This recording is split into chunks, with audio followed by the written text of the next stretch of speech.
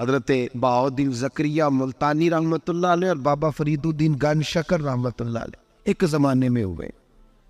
ملتان کا ایک شخص حضرت بہاؤالدین زکریا ملتانی کے پاس مرید ہونے آ گیا، مرید ہونے آیا۔ حضرت اس کو کونے میں لے گئے اور لے جا کے کہنے لگے تو ملتان کا رہنے والا ہے تو میں اپنے شہر والوں کے ساتھ دھوکہ نہیں کرتا، یہ میرے پاس لوگ مرید ہونے آئے ہیں، یہ کوئی کہیں سے آیا ہے کوئی کہیں سے آیا، تو میرے شہر کا ہے، میں کوئی پیر شیر نہیں، میں دکاندار ہوں، جیبیں ٹٹولتا ہوں لوگوں کی، میں دھوکہ دیتا ہوں، تجھے بچانا چاہتا ہوں، تو اس طرح کر کہیں اور چلا جا۔ اس نے کہا حضور مشورہ دے کہاں جاؤں؟ کہنے لگے پاک پتن میں چلا جا، فرید الدین بہت بڑا فقیر ہے، بڑا فقیر ہے۔ وہ شخص کہتا ہے گھوڑے پہ بیٹھا، میلوں کا سفر تھا، ملتان سے پاک پتن شریف پہنچا، بابا صاحب کی خدمت میں حضور مرید ہونا ہے، کہاں سے آئے ہو؟ کہا ملتان شریف سے۔ کہنے لگے وہاں فقر کا دریا بہ رہا تھا تو نہر کے پاس آ گیا ہے، فقر کا دریا بہ رہا تھا تو نہر کے پاس آ گیا ہے۔ اور رونے لگا، کہنے لگا بابا مجھے کیا پتا نہر کون سی ہے دریا کون سا ہے، وہ تیرے پاس بھیجتا ہے تو اس کے پاس بھیجتا ہے۔ میرے بھائی پرانے لوگوں کو تو اپنے اندر کوتاہی نظر آتی تھی، سامنے والے کے اندر خوبی دکھائی دیتی۔ میں بن کے بیٹھ گیا ہوں کہ میں ہی صحیح ہوں، بس میں ہی صحیح ہوں، اپنے زاویہ نگاہ سے سوچتے ہو، اپنا ہم نے طرز خیال بنا لیا۔ سوچ کی صفائی، سوچ کی پاکیزگی۔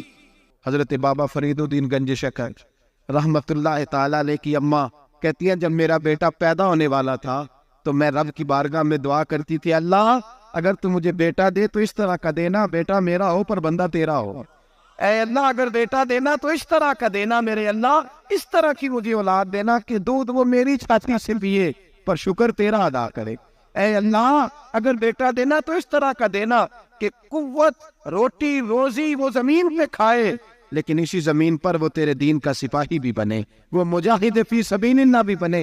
حضرت بابا صاحب کہتے ہیں مجھے شکر پسند تھی، اماں بڑے جتن کرتی ہے بیٹے کے لیے، بڑا کچھ کرتی ہے، اور بیٹے روٹی ٹائم پہ کھانا اولاد کہتے ہیں مجھے شکر پسند تھی۔ میری اماں سردیوں کے ٹھنڈے موسم میں اٹھ کے میرے لیے پانی بھی گرم کرتی، مصلی بھی بچھاتی، اور پھر ایک پڑیا شکر کی بنا کے میرے مصلی کے نیچے بھی رکھتی، کہتی بیٹا نماز پڑھے تو اللہ شکر دیتا ہے۔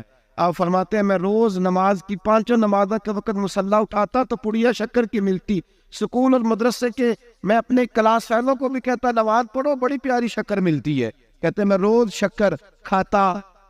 ایک سویرے فجر کی نماز میں اماں نے وضو تو کرایا، مصلی بھی بچھایا، پر دیہات کی وہ ساتھی بیوی جس کا سارا کام خلوص پر مبنی تھا، جو آکسفورڈ سے پڑھی ہوئی تو نہیں تھی لیکن آداب ممتا اسے سارے آتے تھے، جو کسی یونیورسٹی کی سند یافتہ تو نہیں تھی لیکن بیٹے کے ساتھ کس طرح کا رویہ اختیار کرنا ہے یہ سارا اسے پتا تھا۔ کہتے ہیں سادی اماں نے سارے کام کیے لیکن شکر رکھنا بھول گئی۔ بابا صاحب کہتے ہیں میں نماز پڑھنے لگا تو اماں نے یہ بھی بتایا تھا کہ نمازی کے آگے سے نہیں گزرتے، نمازی کے آگے نہیں ہوتے۔ اب اماں کہتی ہے میں مجبور ہوں، درس بھی میں نے دیا ہے بھول گئی ہوں، اب شکر رکھنے جاؤں گی تو پردہ کھل جائے گا۔ ایک کونے میں لگ کے ماں روئی، بیٹے کی شفا کے لیے نہیں، بیٹے کی نوکری کے لیے نہیں، بیٹے کے اچھے مستقبل کے لیے نہیں، ماں روئی آنسو بہے تو کہتی کیا ہے، اے اللہ میں اسے اپنے آگے جھکانے کو جتن تھوڑی کرتی تھی، تیرا بنانے کے جتن کرتی تھی، اے اللہ مہربانی فرما میری پردے داری کر، اگر راز کھل گیا تو میرا فرید نماز نہ چھوڑ جائے۔ بابا صاحب کہتے ہیں اماں تڑپتی رہی اور میں نے نماز پڑھ کے مصلی اٹھایا، پہلے پڑیا ہوتی تھی اب تو پورا دریا شکر کا بہ رہا ہے۔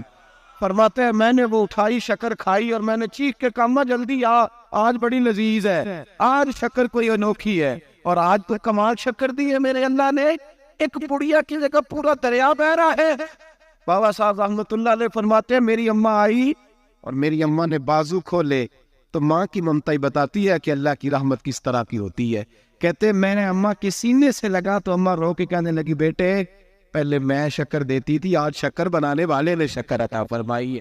ساری زندگی پیشانی سے سجدے کا نور نہیں گیا، ساری زندگی وہ لذت عبادت نہیں گئی، اس لیے کہ استاد نے ڈنڈے سے نمازی نہیں بنایا تھا، اس لیے کہ پیر صاحب نے یہ کہا کہ نمازی نہیں بنایا تھا کہ نماز پڑھو گے تو روٹی میں برکت ہو جائے گی، اس لیے کہ علامہ صاحب کا وہ بات سن کے ہم نمازی نہیں بنے تھے کہ اس نماز میں بتایا جاتا ہے کہ بیماریاں ختم ہو جائیں گی نماز پڑھنے سے. اماں نے رب سے جوڑنے کے لیے نمازی بنایا تھا.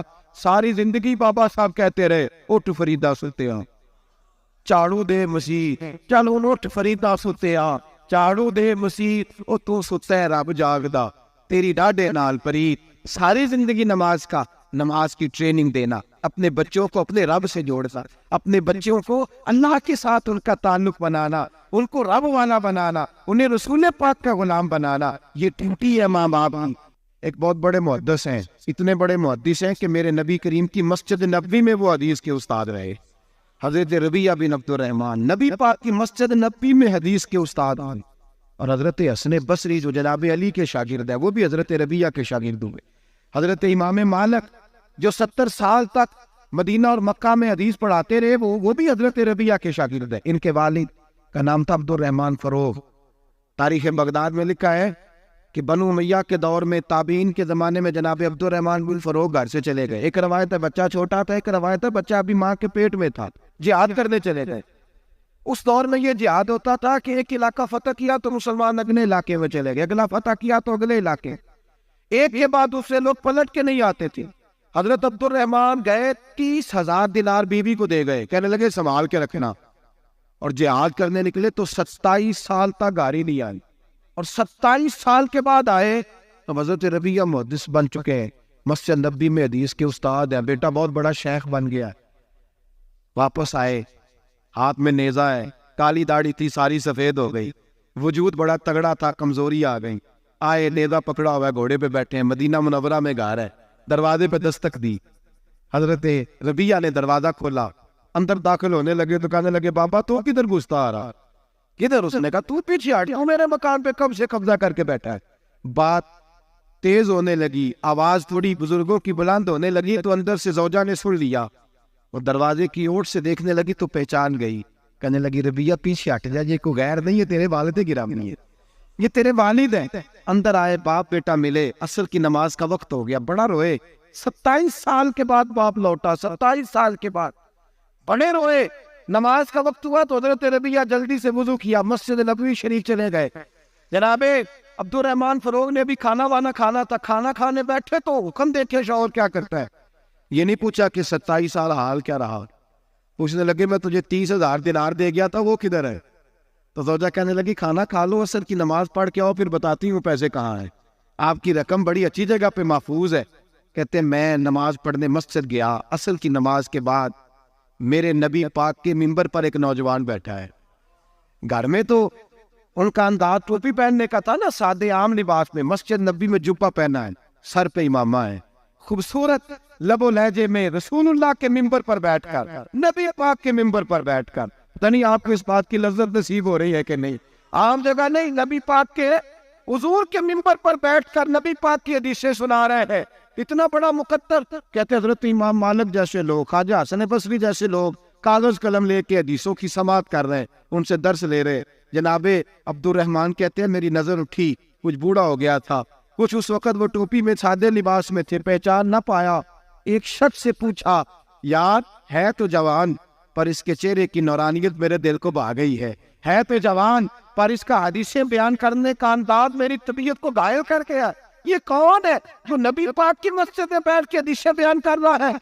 تو کہتے امام مالک کہنے لگے بابا جی چپ کر جاؤ, ہمارے استاد کے بارے میں اونچے لب و لہجے میں بات نہ کرنا, دیکھتے نہیں کتنے کتنے لوگ بیٹھے ہوئے خاموشی سے. تو میں نے کہا مجھے بھی تو بتا دو نا ہے کون.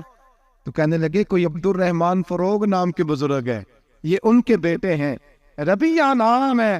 کہتے ہیں جب لفظ کہے تو میرے آنسو چھلک کے باہر آئے اور میں حضور کی مسجد میں گر گیا اور رونے لگا کہ یہاں اور میرے رسول پاک سید عالم صلی اللہ علیہ وسلم کے منبر پر اور میرا بیٹا. کہتے میں تڑپ کے گھر گیا اور گھر جا کے میں نے اپنی بیوی کو جب دیکھا تو میرے آنسو نکل گئے. میری بیوی سمجھ گئی کہ یہ میرے محدث بیٹے کو دیکھ آیا ہے. کہتے ہیں بیوی رو کے کہنے لگی میں نے آپ کے 30,000 دینار آپ کے بیٹے کو مصطفیٰ کریم کی حدیث کا استاد بنانے میں خرچ کرتا ہے. میں نے وہ 30,000 دینار خرچ کر دی ہیں, 30,000 دینار آپ کا بیٹا میں نے. تو کہتے ہیں میں اپنی بیوی کی طرف دیکھنے لگا, میں نے کہا قربان جاؤں, میں اگر اللہ کے دین کے راستے میں تھا تو نے میرے ساتھ نیکی کی ہے, میرا بیٹا بھی دین کے راستے پہ لگا دیا. میرے بھائی, دنیا میں وہ بندہ اچھا نہیں ہوتا جو صرف اکیلا اچھا ہوتا ہے. اچھا وہ بندہ ہوتا ہے جس کا معاشرہ اچھا ہوتا ہے. اچھا وہ بندہ ہوتا ہے جس کا خاندان اچھا ہوتا ہے. اچھا وہ بندہ ہوتا ہے جس کا حلقہ احباب اچھا ہوتا ہے. وہ اکیلا اچھا بن کے بیٹھ کر صرف میں صحیح ہوں اور کوئی بھی نہیں. تو کس طرح صحیح ہو گیا؟ تو اوپر سے گرا ہے.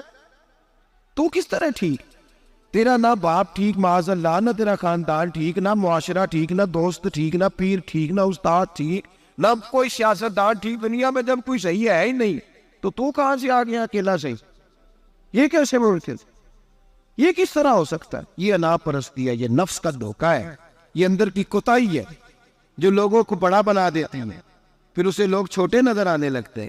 یاد رکھے میرے نبی کریم سید عالم نور مجسم علیہ السلام نے خوبصورت سوچ, اچھی سوچ, پاکیزہ سوچ, صاف ستھری سوچ دی. حضرت زید بن حارثہ فرماتے ہیں طائف کے لوگوں نے میرے نبی پاک کو پتھر مارے, لہو لہان کر دیا. فرماتے وہاں کے کچھ لوگ بھی انہیں برا کہنے لگے, میں بھی برا کہنے لگا, اس لیے کہ یہ تو عرب کے کلچر کے بھی خلاف تھا. عرب معاشرے کے لوگ اپنے مہمان کے ساتھ یہ سلوک نہیں کرتے تھے, چاہے وہ کوئی بھی ہو. اور نبی پاک علیہ السلام نے تو جو دعوت دی اس میں تو حسن بھی بڑا میٹھا تھا, وہ تو لفظوں کے اندر توانائی, خوبصورتی, مٹھاس بھی بڑی تھی. تو یہ تو عرب کے رواج کے بھی خلاف تھا کہ گھر مہمان پہ پتھر مارے جائیں. انہوں نے پتھر مارے, لہو لہان کیا, میں نے بھی برا کہا, معاشرے کے لوگوں نے بھی برا کہا. اور فرمانے لگے پھر کمال ہو گیا, حضرت جبریل بھی حاضر خدمت ہوئے اور عرض کرنے لگے یا رسول اللہ صلی اللہ علیہ وسلم, رب فرماتا ہے کہ جبریل جاؤ اور میرے نبی سے جا کے اجازت لو, اگر میرے رسول اجازت دیں تو انہیں مسل کے رکھ دے, انہیں دو پہاڑوں کے درمیان انہیں مسل کے رکھ دو, مسل کے. ہمارا کسی سے اختلاف ہو جائے نا تو زور جتنا ہمارے اندر ہو ہم لگا سارا ہی لیتے ہیں. جب پتہ چل جاتا ہے نا کہ میرے تعلقات کتنے کو ہیں, پھر ہم کہتے ہیں چلو دفع کرو, میں نے کیا کہنا ہے. اصل بات پتہ کیا ہوتی ہے کہ انگور کھٹے ہاتھ نہیں پہنچتا, ورنہ اختلاف ہو جائے تو دل ہمارا کرتا ہے کہ پیس کے رکھ دے, لیکن چونکہ اتنی پہنچ نہیں ہوتی تو پھر لوگ واپس آ کے پتہ کیا کہتے ہیں, اور میں نے کہا چلو وہ تو فضول آدمی ہے, میں نے تو نہیں نا اس طرح کا بانٹ دینا. اصل بات یہ ہوتی ہے کہ انگور ہاتھ نہیں پہنچتا. اس کی یا رسول اللہ صلی اللہ علیہ وسلم, رب کریم فرماتا ہے کہ جبریل جا کے آپ اجازت لیں, اگر حضور آپ کو اجازت دے دے. علماء نے یہاں بڑا خوبصورت جملہ لکھا ہے, اگر آپ سمجھتے تھے, بڑی خوبصورت بات لکھی ہے علماء کرام. علماء کہتے ہیں اہل محبت کے لیے فکرہ ہے. علماء کہتے ہیں جو رب کافر کو سزا دینے کے لیے بھی رسول اللہ سے پوچھتا ہے, کافر کو سزا دینے کے لیے بھی کہتا ہے محبوب اگر تو کہے تو سزا دے دو, کافر کو سزا دینے کے لیے پوچھتا ہے. ہم تو رسول اللہ کے کلمہ پڑھنے والے ہیں, اور جو نبی کافر کے بارے میں کہتے ہیں یا اللہ نہیں انہیں نہیں کہنا, تو محبوب اپنے غلاموں کے بارے میں یہی کہیں گے اللہ کوئی نہیں, بھول گئے تھے, معاف فرما دے, معاف کر دے. یہ باریک نقطہ یہاں علماء نے بیان کیا, اس کو سمجھا کر. نبی کریم سید عالم صلی اللہ علیہ وسلم سے پوچھا, عرض کی یا رسول اللہ صلی اللہ علیہ وسلم, حضور رب فرماتا ہے اگر اجازت. اب سوچ کا معیار دیکھیں نبی پاک, حضور کی سوچ کی توانائی دیکھیں. صحت مند دماغ فروغ پاتا ہے اس سے جو افکار ہمیں ہمارے رسول نے دیے. بیمار ذہن لوگ یہاں تک نہیں پہنچ سکتے جن کو سارا زمانہ ہی برا لگتا ہے, فلانا بھی غلط, فلانا بھی غلط, فلانا بھی, تو جناب صحیح کون ہے؟ کہتا میں اکیلا ہی صحیح ہوں. او بھائی صحت مند سوچ نبی پاک نے فراہم کی. یا رسول اللہ اگر آپ اجازت دیں تو تباہ کر دیں, لیکن حضور کی امید دیکھیں, زاویہ نگاہ دیکھیں, سوچ کا معیار دیکھیں. میرے رسول نے فرمایا نہیں, انہیں تباہ نہیں کرنا. حضور کیوں؟ فرمایا ہو سکتا ہے ان کی نسلیں کلمہ پڑھ کے مسلمان ہو جائے, اگر تباہ ہو گئے تو نسلیں کیسی آئیں گی, اولادیں کیسی ہو. تو میں ان کی نسلوں سے بھی امید کرتا ہوں کہ میرے پیغام کو سمجھیں گی اور قریب آئے. میرے بھائی یاد رکھیں اس بات کو, سمجھ لیں نبی پاک علیہ السلام نے ہمیں صحت مند سوچ دی ہے, ہمارے افکار و نظریات کو توانائی دی ہے. ہر وقت برا سوچنا, برا گمان کرنا, اس ملک کا کچھ نہیں ہو سکتا, یہ فلاں نہیں ہو, کیوں نہیں ہو سکتا؟ اٹھ باندھ کمر کیوں ڈرتا ہے؟ تو دیکھ خدا کیا کرتا ہے, تو عمل کر اور رزلٹ اللہ تبارک و تعالیٰ پہ چھوڑ دے. سوچ صاف ستھری, نظریات پاک صاف, اچھے افکار پیدا کریں, اچھے خیالات پیدا کریں. حضرت سیدنا امام اعظم ابو حنیفہ رحمۃ اللہ تعالیٰ علیہ کے پاس ایک شخص نے آ کے کہا فلاں آدمی زانی ہے. فرمایا تجھے کیسے پتا چلا؟ اس نے کہا حضور آپ تو. فرمایا کس نے بتایا تھے؟ حضور میری بات تو اس نے جلال میں آ گئی. فرمایا تیری طاقت کیا ہے؟ تو نے دیکھا ہے اسے بدکاری کرتے ہیں؟ تو نے کسی عورت کے ساتھ اس کو تنہا پایا ہے ایسی حالت میں دیکھا ہے جس سے پتا چلے کہ گناہ کر رہا تھا؟ فلاں آدمی کہہ رہا تھا. فرمایا اگر میں چیف جسٹس ہوتا تو یہ لٹکا کے 80 کوڑے مارتا. ایک مسلمان کے بارے میں تو نے یہ بات کر دی. اور جو لفظ کہے وہ بڑے سمجھنے والے ہیں. فرمانے لگے تو نے رسول پاک علیہ السلام کا فرمان نہیں پڑھا؟ میرے نبی پاک نے فرمایا جس نے میرے مومن کو دکھ دیا اس نے تو مجھے دکھ دیا ہے. فرمایا تو میرے رسول کو تکلیف دیتا ہے مسلمان کا اہم بیان کر کے، تجھے خیال نہیں آتا؟ تو سمجھتا نہیں بات کو؟ من اذا مسلمن فقد اذانی. حضور نے فرمایا جس نے مسلمان کو تکلیف دی اس نے مجھے تکلیف دی ہے. لوگ عیب جوئی اور عیب گوئی کا فریضہ اور ڈھونکتے پھرتے ٹٹولتے پھرتے ہیں. اور بھائی مکھیاں دو قسم کی ہوتی ہیں، ایک شہد کی مکھی ہوتی ہے، جب بھی بیٹھتی ہے پھول پہ بیٹھتی ہے، اور جب اگلتی ہے پھر شہد ہی اگلتی ہے. ایک مکھی ہوتی ہے جو بیٹھتی بھی گند پہ ہے اور جہاں بیٹھتی ہے وہاں گند ہی چھوڑ کے اٹھتی ہے. کردار ایسا اپنائے، اپنی سوچ کو تفکرات کو اس طرح کا بنائے کہ آپ کے ذہن اچھائی کو قبول کرے. آپ جب سامنے والے کو دیکھیں تو آپ کو اچھائیاں نظر آئیں، اچھائیاں. اور جب آپ بیان کریں تو پھر بھی آپ کی زبان سے اچھائیاں نکلیں، اچھائیاں نکلیں. ذہن سازی کریں، اپنے آپ کو سمجھائے. کسی دانشور نے کہا، ایک شخص مجھے کہنے لگا لوگوں کے چہروں پہ گرد پڑ گئی ہے، فلاں کے چہرے پہ گرد تھی، فلاں کے چہرے پہ بھی گرد تھی، فلاں کے چہرے پہ بھی گرد تھی. اس نے مجھے کئی لوگ گنوائے تو میں ہنسنے لگا. کہنے لگا کیوں ہنستا ہے؟ کہتے میں نے اس کی اینک اتاری، ٹیشو پیپر کے ساتھ صاف کر دی. میں نے کہا بندوں کے چہرے ٹھیک ہے، تیری اینک پہ گرد پڑی ہوئی ہے. ادھر بھی تھوڑی توجہ کر لیتا تو اتنے لوگوں پہ الزام تو نہ لگاتا.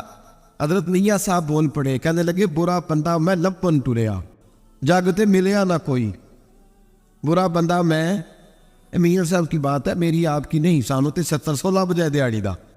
میاں صاحب کہتے میں برا بندہ میں لپن ٹریا تے جاگتے تھا ہی کوئی نہیں کہ ملا ہی نہیں.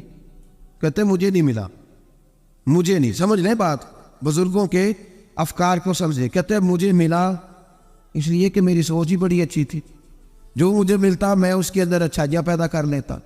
مجھے نہیں ملا، یہ نہیں کہ بندہ تھا نہیں، مجھے نہیں ملا اس لیے کہ میری سوچ ہی نہیں تھی. وہ اینک کہاں سے لاؤ جس میں لوگوں کے عیب نظر آئے. برے بندے نو میں لپن ٹریا تے جاگتے ملیا نہ کوئی، تے اپنے اندر چاہتی پائی تے میں تھوں برا نہ کوئی. اپنے اندر چاہتی پائی تے میں تھوں. مجھے سمجھ آئی من عرف نفسہ فقد عرف ربہ، من عرف نفسہ فقد عرف ربہ. جو اپنے آپ کو پہچان گیا وہ اپنے رب کو. یہاں تو الزام تراشی ہے، الزام تراشی. سب نے مفسرین نے اپنی اپنی بات لکھی. میرے استاذ گرامی یہاں فرمایا کرتے تھے بھائی اگر تو دنیا میں اپنے بیٹے کو دھوپ میں بیٹھا دیکھے تو تیرا دل پھٹ جاتا ہے. یہ دھوپ میں کیوں بیٹھا ہے؟ اس کو شرک سے بچا، شرک اکبر سے بھی بچا، اصغر سے بھی بچا، خفی اور جلی دونوں قسم کے شرک سے بچا. دنیا میں تیرا بیٹا دھوپ میں ہو تجھ سے برداشت نہیں ہوتا، بتا اگر تیرا بیٹا جہنم میں گیا تو تجھے کیسے برداشت ہوگا؟ آگ میں جلتا ہوا تجھے. اسے اللہ سے جوڑ دے، اسے رسول اللہ صلی اللہ علیہ وسلم کا غلام بنا دے. میرے نبی کریم سید عالم صلی اللہ علیہ وسلم نے فرمایا جب تیرا بیٹا 7 سال کا ہو جائے تو اسے مسجد لے کے جا، 3 سال تک لے کے جا مسجد. 10 سال کا نماز نہ پڑھے تو سزا دے. 3 سال تک خود اپنے ہاتھوں سے ٹریننگ دے، اسے مسجد لے جا، آداب مسجد بتا، اسے نماز سکھا. تو خود لے کر کے جا، بھیجنے کا نہیں کہا. فرمایا جب بچہ 7 سال کا ہو جائے تو اسے مسجد، بڑی محنت کرتے ہیں ہم بیٹے کو بنگلہ دینے کے لیے، بینک بیلنس دینے کے لیے، دن رات ایک کر دیتے ہیں.